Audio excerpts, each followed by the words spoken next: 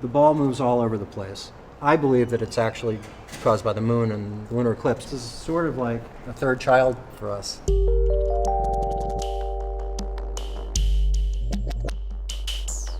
I have just a handful of artists that I care about collecting. And for me, having 10 or 15 or 20 pieces by the same artist over a period of time of their career is meaningful. I love to have early works and late works and juxtapose those with early and late works of other people from the same generation. Sum total of the collection is greater than any of the individual pieces. I think Jeff Koons is working with ideas that are part of art history, that are part of all great art.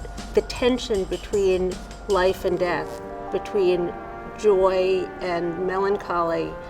Carol Dunham is an artist who is really emotional, really passionate. His work is so angry and so full of love at the same time. An amazingly complicated and wonderful artist who constantly is reinventing himself. Every time I start to really appreciate his new work, he changes it dramatically and I can't stand it. And then 5 years later, I think how brilliant it was. And then I get used to that, and then all of a sudden it's changed again. It's really fun to see everything that was in our house totally mixed up in a different context. What defines our taste as collectors is different than what defines our taste. If you have a great eye, you can make a beautiful collection out of practically anything. And I think that, in my case, relying on Michael's trained eye has been very positive. This Jack Goldstein was at a show at White Columns. It was a large space, and this was just at the end, very dramatically lit.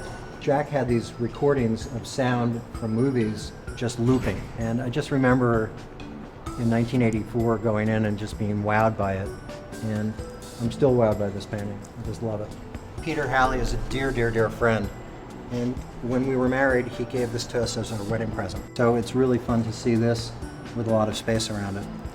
For me, it's just being able to live with these objects for a short period of time, because if I'm right in my decisions and these objects truly are special and wonderful, I'm only here for a short time, but the object's going to be here for generations and generations. So surrounding myself with things that I find challenging and interesting and beautifully made and beautiful to look at, it just is the only reason to get up every morning. Well, hopefully not the only reason. Well, not the only reason.